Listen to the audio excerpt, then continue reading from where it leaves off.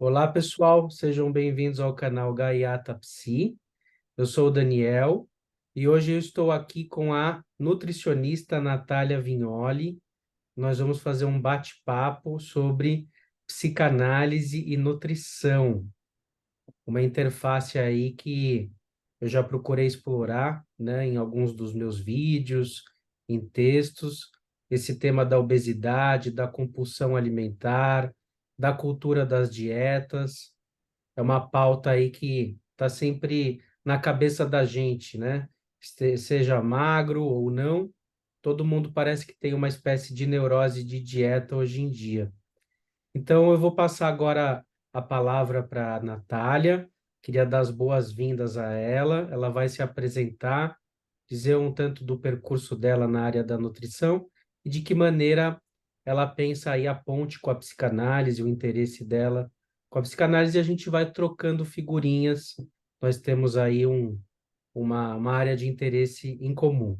Então, Natália, seja bem-vinda. A palavra está com você. Muito obrigada pelo convite, Daniel. Fiquei muito feliz. Admiro muito o seu trabalho, as aulas e vídeos que eu assisti, gostei muito. Bom, eu entrei na nutrição, eu dei um tropeço na nutrição. Na verdade, eu tinha feito vestibular para psicologia, aí eu acabei entrando em filosofia, fiquei apaixonada por filosofia, cursei 4 anos na PUC.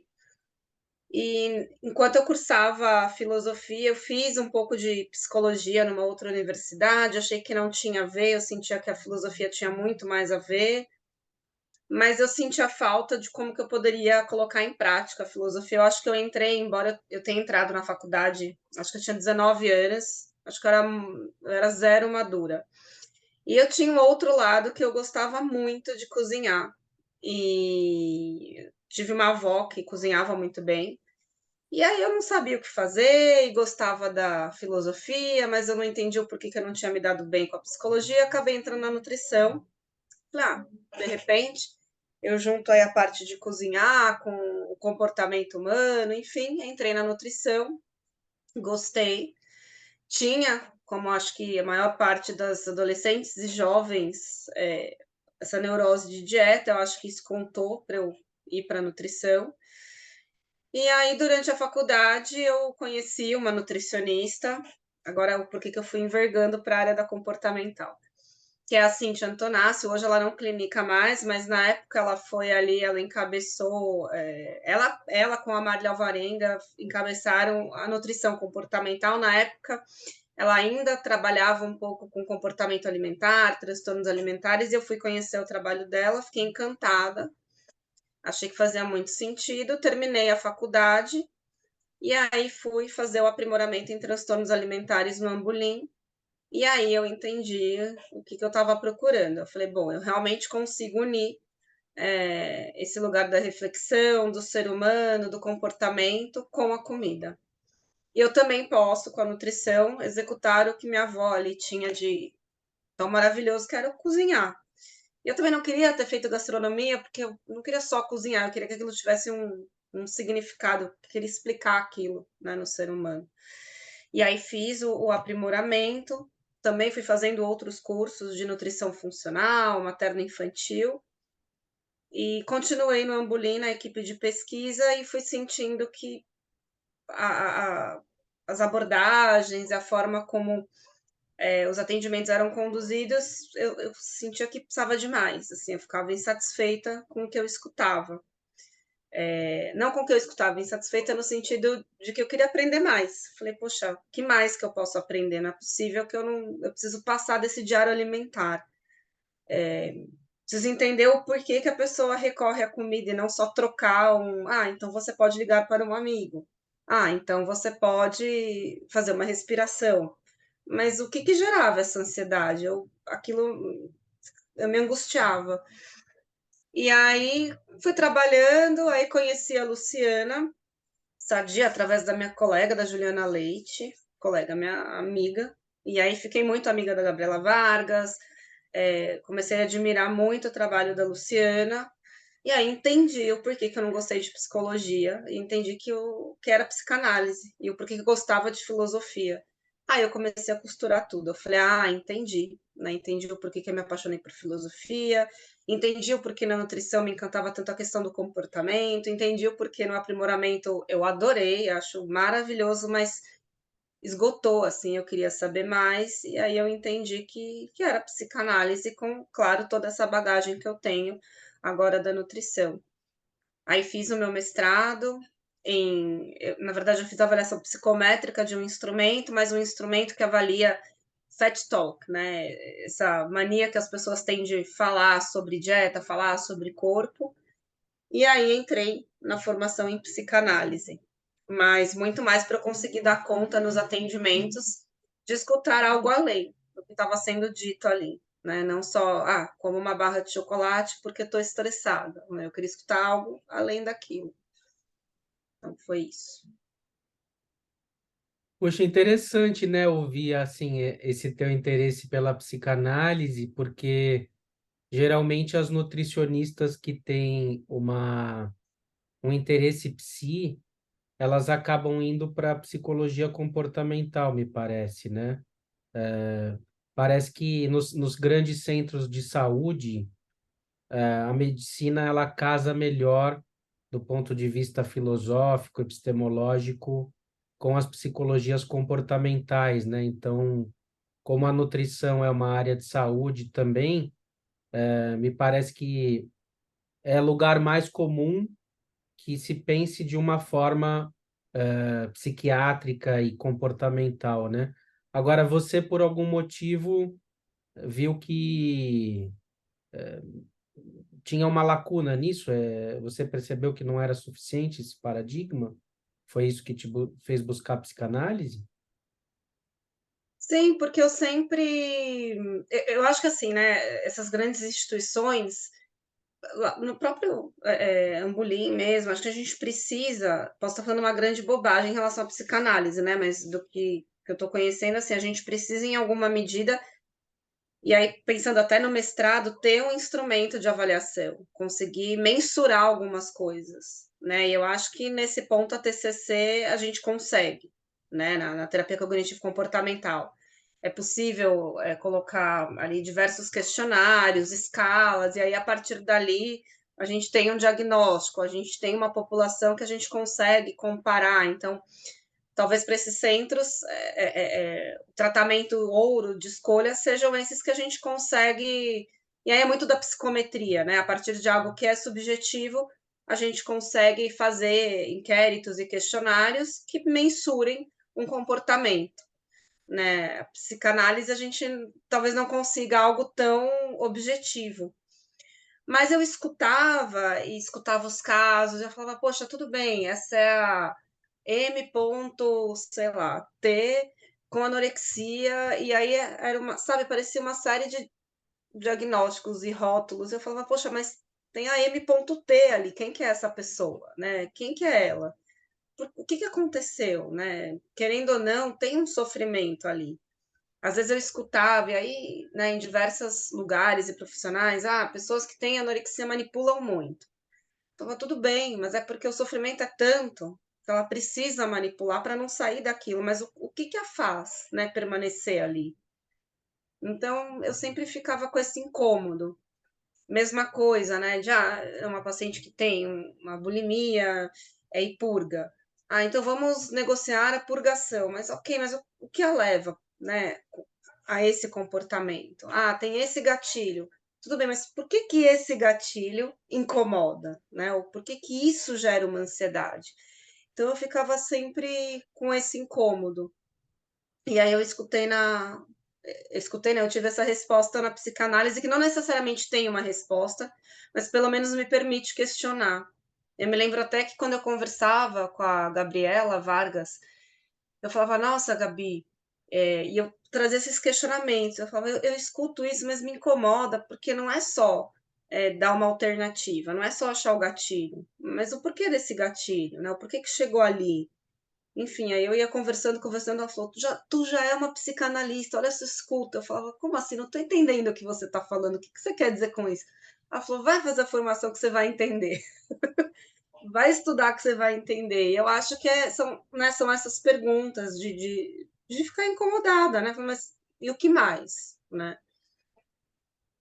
Ah, entendi. Quer dizer, você se descobriu uma psicanalista intuitiva, o teu incômodo e as tuas perguntas, você de alguma maneira descobriu que já eram de natureza psicanalítica e naturalmente acabou se enveredando por uma formação em psicanálise para aumentar, ampliar a tua capacidade de escuta e o teu ferramental de trabalho.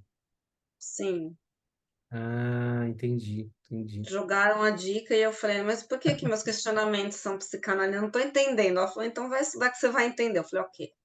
Olha que interessante, que interessante. É, E isso é tem muito da filosofia, né? Eu sei que agora, quando eu vou tendo algumas aulas sobre Lacan, eu falo, olha, vem Hegel. E quando eu estava na faculdade, eu comecei a fazer uma iniciação científica sobre Hegel, fiquei apaixonada pela questão dos opostos. Eu falei, nossa, adorei. Aí fui estudar um pouco de alemão, mas eu acabei que eu não me formei em filosofia. Mas aí, às vezes eu estou estudando e falo, nossa, estava sempre ali, né? Parece que a gente gira, gira, gira e cai no mesmo lugar, assim, mas de uma outra maneira. porque essa questão do somos o que comemos, ela é verídica tanto do ponto de vista nutricional como do ponto de vista filosófico e psíquico também, né?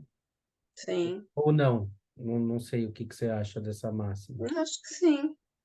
Ou comemos o que somos, né, também. Ou comemos o que somos, muito bom, muito interessante. É.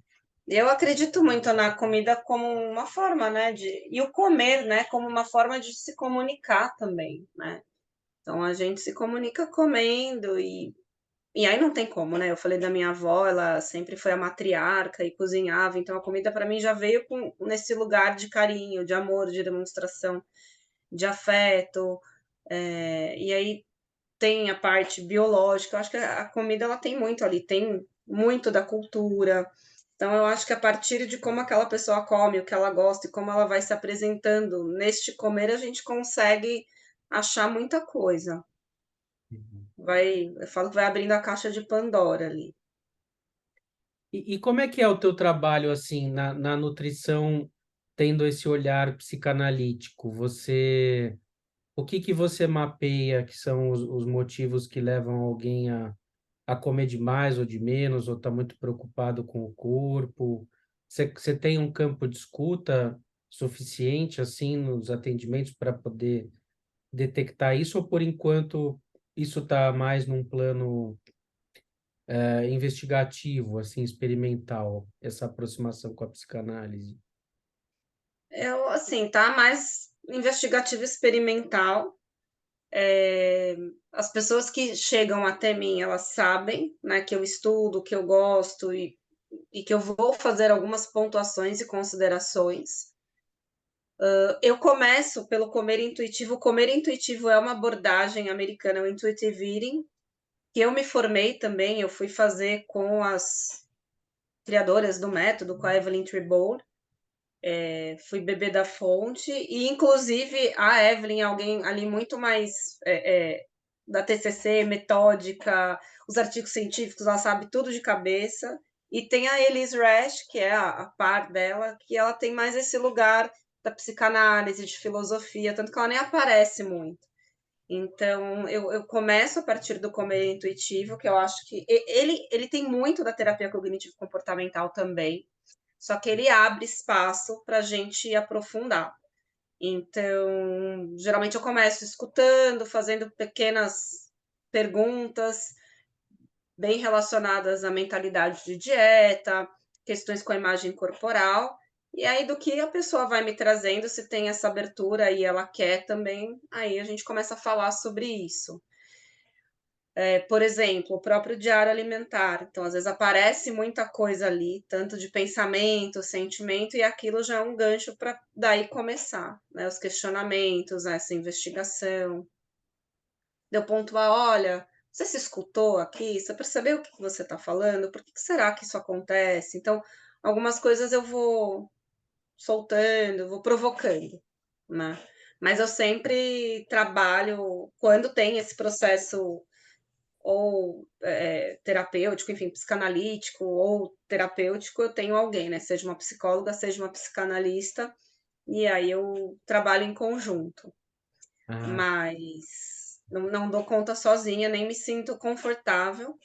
Eu tenho alguns pacientes que estão comigo há muito tempo, que sabem, né, do trabalho e que pediram, falaram, não, eu quero fazer encontros semanais com você, eu sei que você está estudando, que você ainda não atende, mas eu gostaria desse espaço para falar.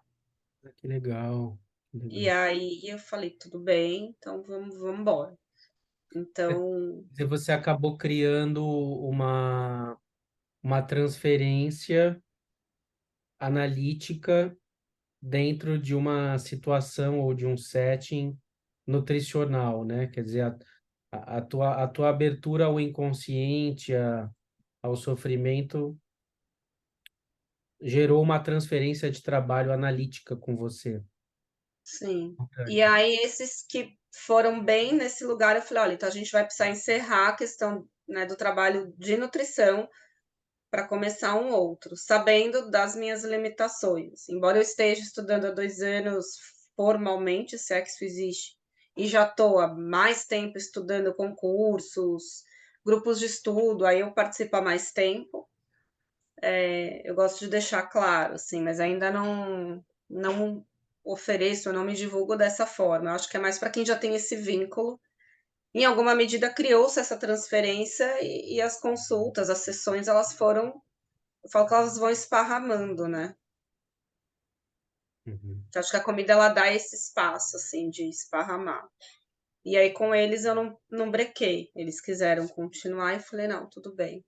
Mas maior parte das pessoas que chegam, na hora que esparramam, eu falo: "Olha, então aqui eu acho importante você levar para sua análise. Olha, aqui você percebeu esse ponto, acho importante você trabalhar, né, falar com a sua analista, com o seu analista, enfim". Aí eu tenho esses contornos. Sim, porque aí teriam, a princípio, três formas de trabalho, né? Uma nutrição clássica, onde você vai trabalhar a nível, né, nutricional, né, do que a pessoa está ingerindo, né, fazer um plano alimentar, né, indicar, enfim, exercícios, né, enfim, um trabalho talvez mais técnico, né, no sentido tradicional, né? E você teria a psicanálise, que vai dar voz ao sofrimento na questão da comida e do corpo, porém, que não vai se restringir a isso, né? Vai poder entender isso como uma das facetas, né, que atravessa a vida da pessoa. E você teria, por fim, um trabalho transdisciplinar, inclusive, onde você pode estar dentro e fora da nutrição e dentro e fora da psicanálise ao mesmo tempo, ou seja, você está trabalhando com a escuta, mas sem deixar de lado a formação em nutrição, ou ficar com a formação em nutrição, mas não esquecer da psicanálise, né? Quer dizer, então, usar uma dupla ferramenta de trabalho, que me parece o que você já está fazendo, que é o que você já está fazendo, mas que, por outro lado, é bastante desafiador, porque não é uma coisa que tem muitos precedentes, e que são bem claros para a gente qual é o limite, né? Entre uma coisa e outra, né? Por isso que tem uma função experimental, né? Sim, e eu acho que na aula que eu assisti, né, que você deu no Pluralidades, acho que de falar um pouco eu entendi pelo menos dessa forma, acho que faz muito sentido a questão dos diagnósticos e né, também da nossa intuição e dos limites, enfim, de como a gente eu tô formada há 12 anos, né, na nutrição e eu atendo há 12 anos. Então eu acho claro, não me sinto uau, né, super experiente, mas eu acho que eu tenho aí um pequeno chãozinho ali. Eu acho que vai muito da nossa experiência, dessa nossa intuição mesmo, e não nessa intuição no sentido místico da coisa.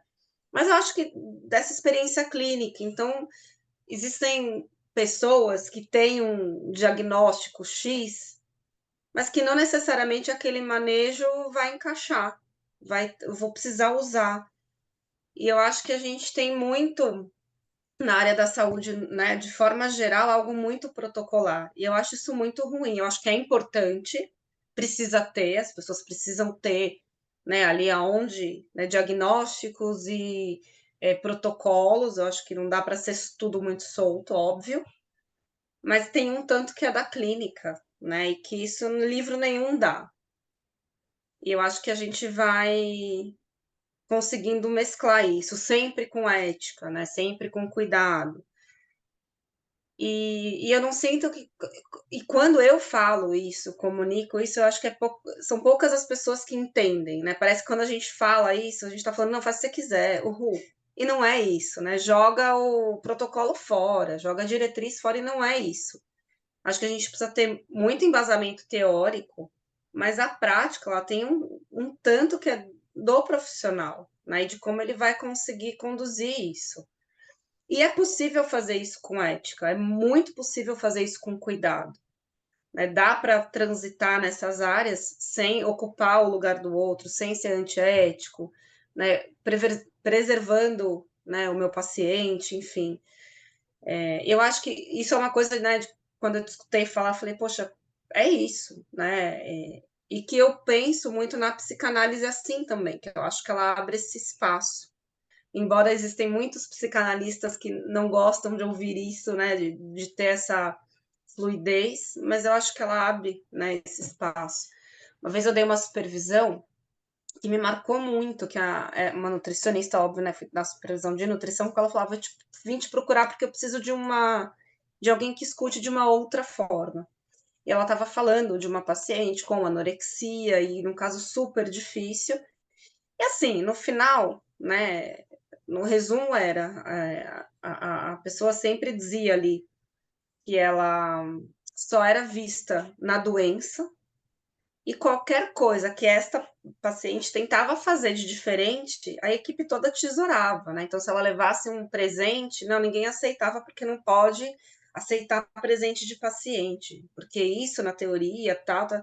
Eu falei, olha, mas assim, no momento que esta pessoa faz algo diferente, né, do transtorno, que ela sai desse curto-circuito, por que você não aproveitou esse gancho para trazer algo diferente para ela, né? Enfim, porque a gente vai reafirmando, né? Reafirmando a doença. Então, eu acho que nessas horas que a gente precisa pensar fora da caixa, mas nesse sentido de e aí, né? Porque a própria paciente fala, eu só sou vista na minha doença. Tudo que ela faz diferente dessa doença tiram, né, de cena, não, volta aqui que você está aqui comigo para tratar da doença. E aí, recentemente, a gente fez um evento com a Moara, que é a diretora do filme Êxtase, lá no Corpo e Cultura.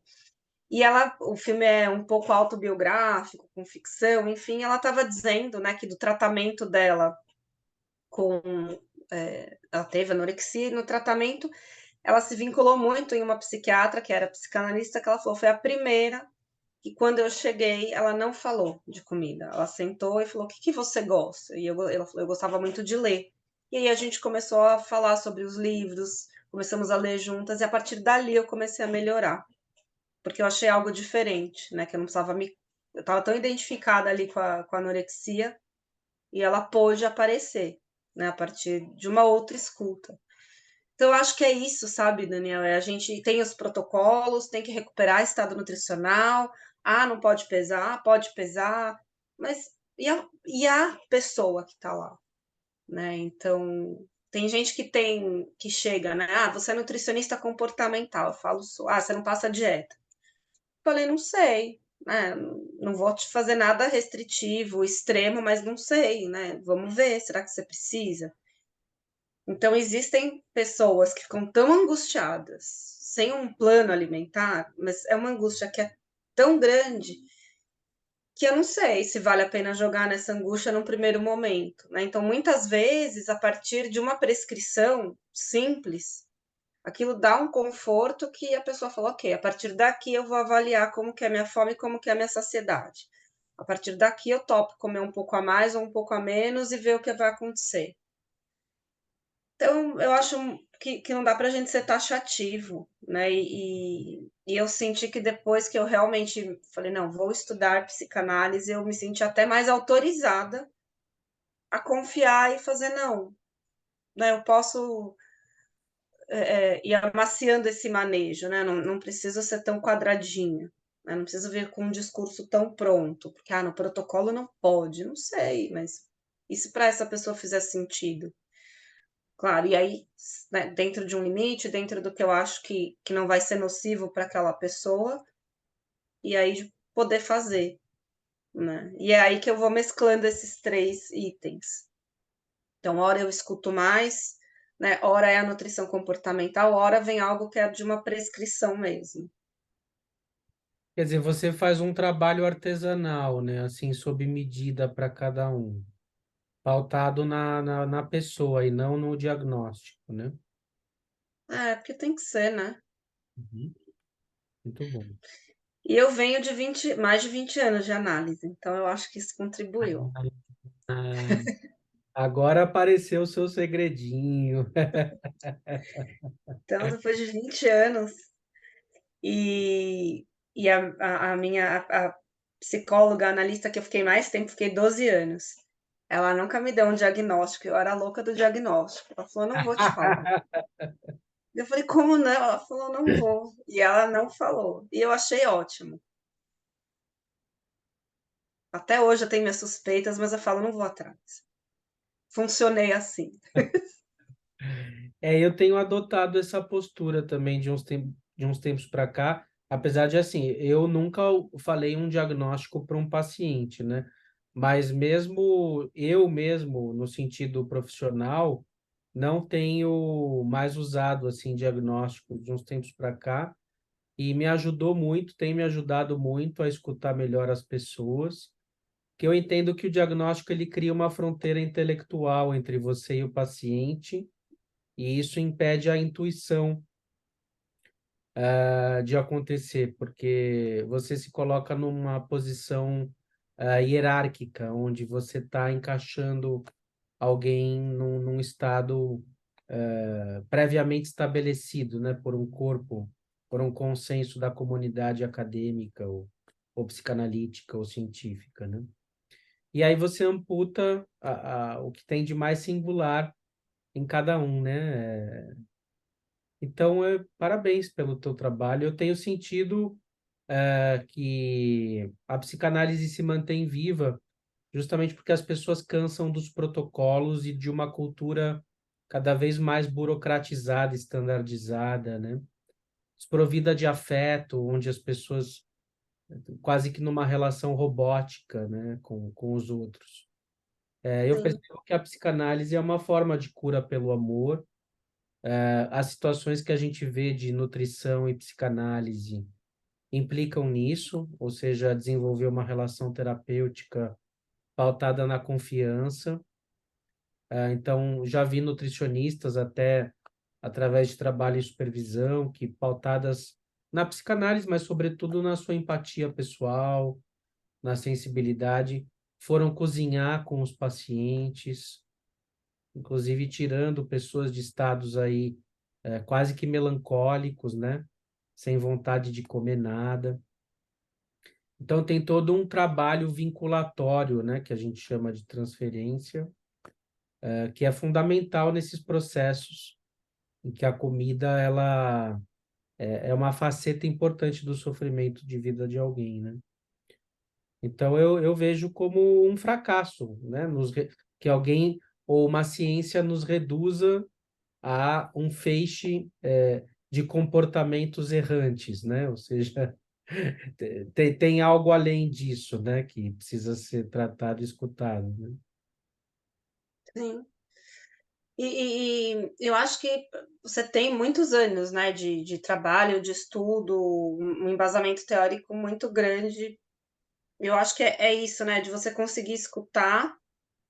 Não sei se dá para você separar totalmente tudo que vem de diagnóstico, mas eu acho que tem esse embasamento e a partir daí, ok, né, vai juntando, né, as peças e junto com a sua experiência, né? Isso que eu acho importante, que é o que eu vou estudando e vou tentando fazer, né?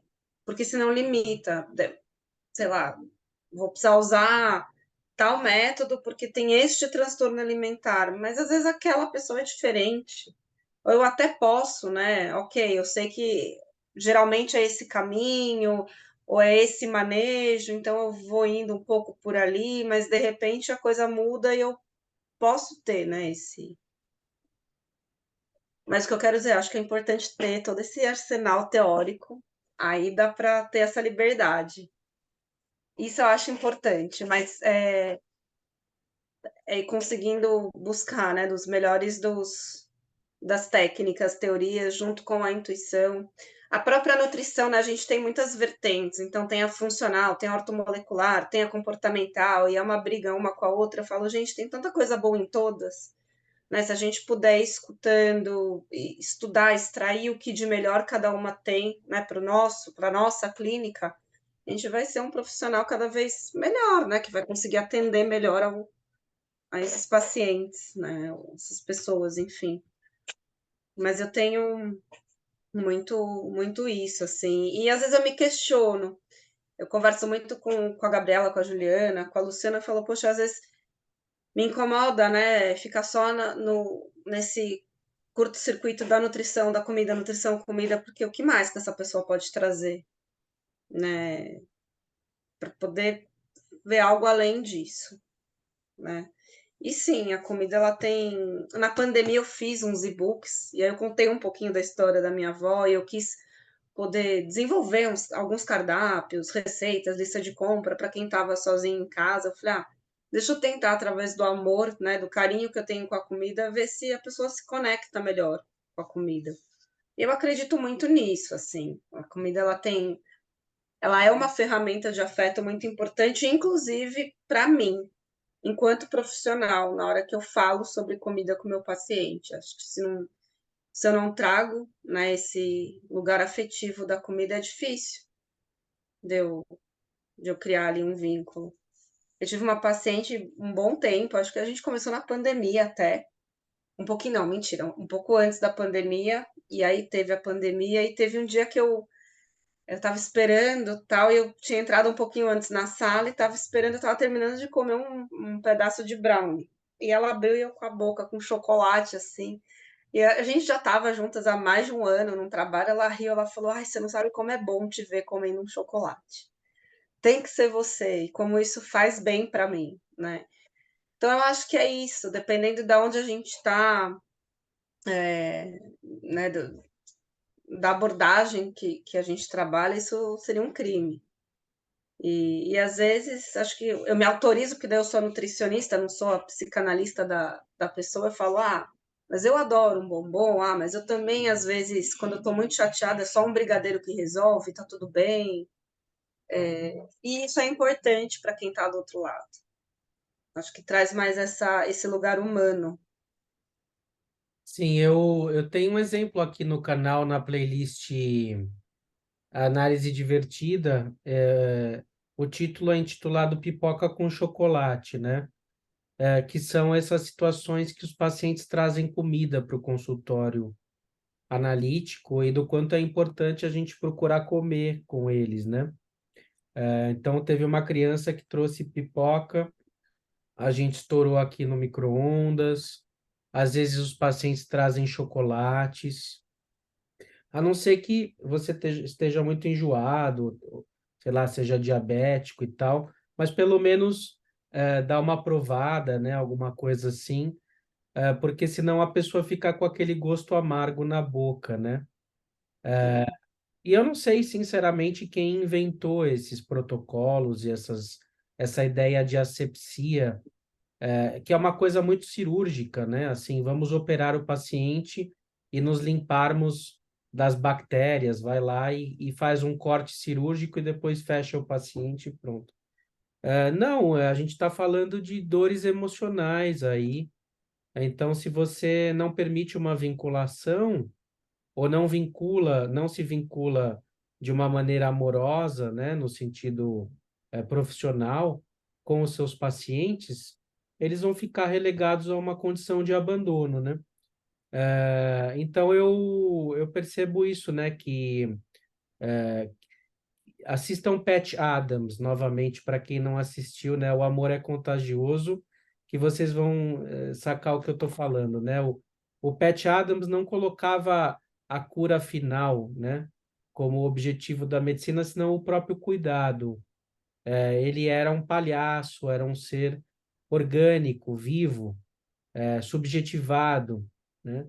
E ele teve problemas, quase que ele não conseguiu se formar na faculdade de medicina por causa disso. Era um ótimo aluno, então sim, é importante a gente estudar e tal, mas se a gente não tiver humanizado, que tratamento que é esse, né? Então, seja na nutrição, na psicanálise, eu acho que a humanização dos tratamentos em saúde, dentro de um mundo tecnocrático, né?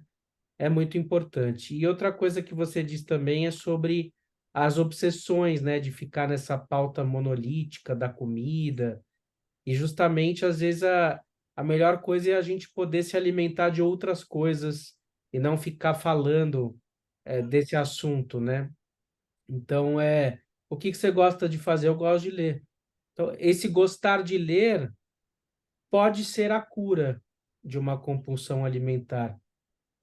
Ah, mas que absurdo isso que você está falando, Daniel. Você está dizendo que a pessoa não tem que fazer dieta? Eu falei, não, justamente, né? Ela poder se alimentar da vida, das palavras, do amor que ela produz para os outros, para ela mesma, da sabedoria, tudo isso vai apaziguando os seus ímpetos, né? Vai diminuindo a sua angústia.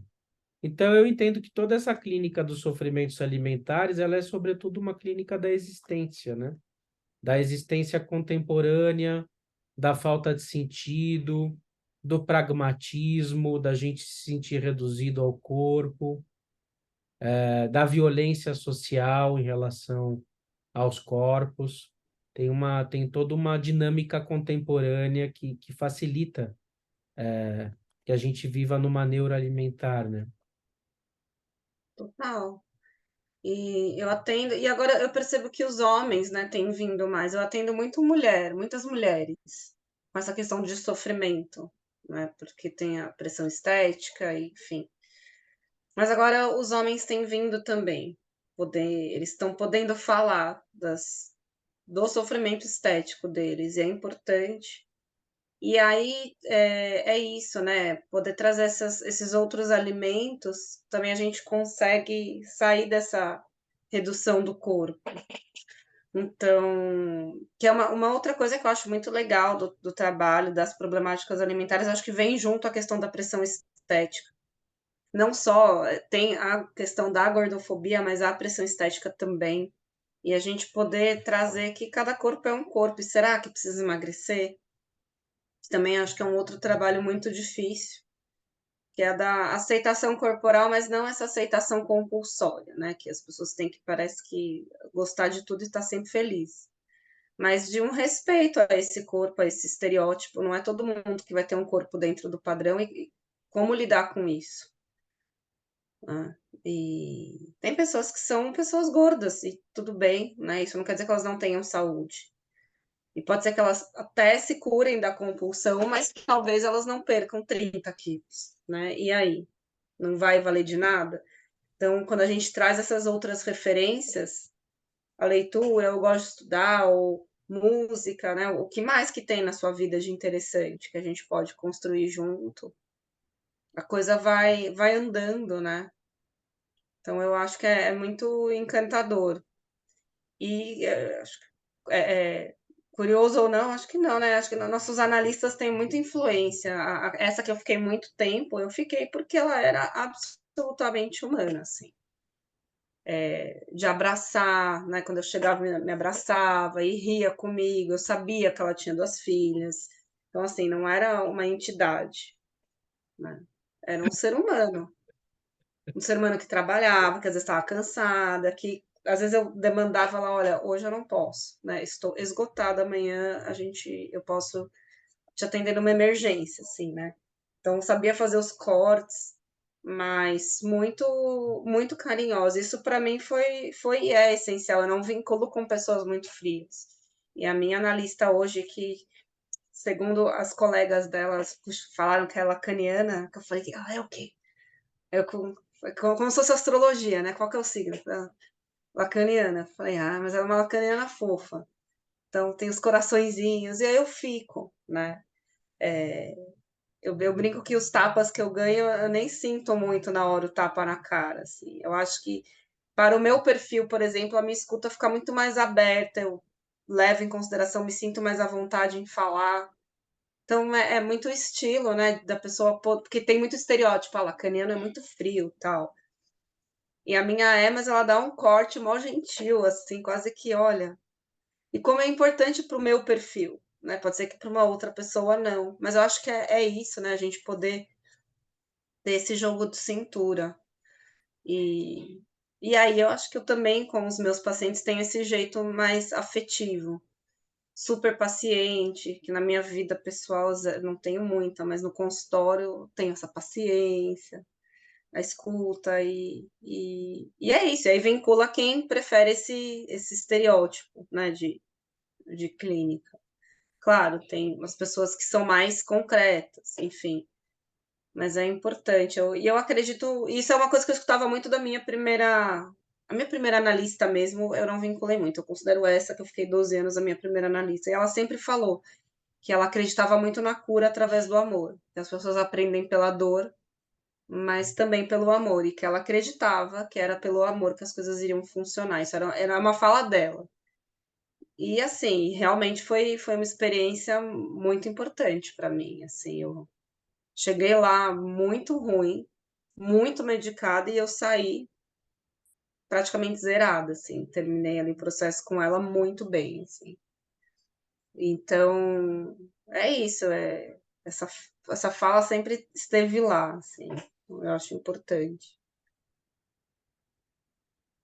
Incrível, incrível, bacana que você se coloca, né, do ponto de vista pessoal, né, como uma paixão aí que te atravessa. Você é uma testemunha viva da psicanálise, toma essa sabedoria, esse aprendizado pela dor e pelo amor como uma maneira agora de trabalhar com os seus pacientes, né? Então, Sim, muito bonito, né, essa dobradiça aí que você fez. De alguma forma, parece que esse teu trabalho, ele é um fim de análise, ele é um resultado, né, de uma eficiência da psicanálise sobre certos aspectos, né? sim, acredito que sim. Ainda terminarei filosofia. Acho importante, gosto. Mas eu. E tem muito, né? Muito a ver, assim. O próprio, quando eu vi, né, o debate que vocês fizeram do filme A Baleia, eu também, a gente fez no Corpo e Cultura, eu escrevi sobre isso, eu não via um acesso de gordofobia, ou eu não conseguia enxergar um homem gordo. A gente vê o sofrimento, tudo que quer dizer ali em volta, né? É uma pessoa que está E eu acho que o consultório é isso das problemáticas alimentares, é a gente conseguir passar desse estereótipo, porque a gente poderia olhar que nem o Charlie, né? O personagem. Então assim, vamos fazer o diário. O que que você sente? Qual que é o gatilho? Mas você esgota, né? Não vai, não é sobre isso, né?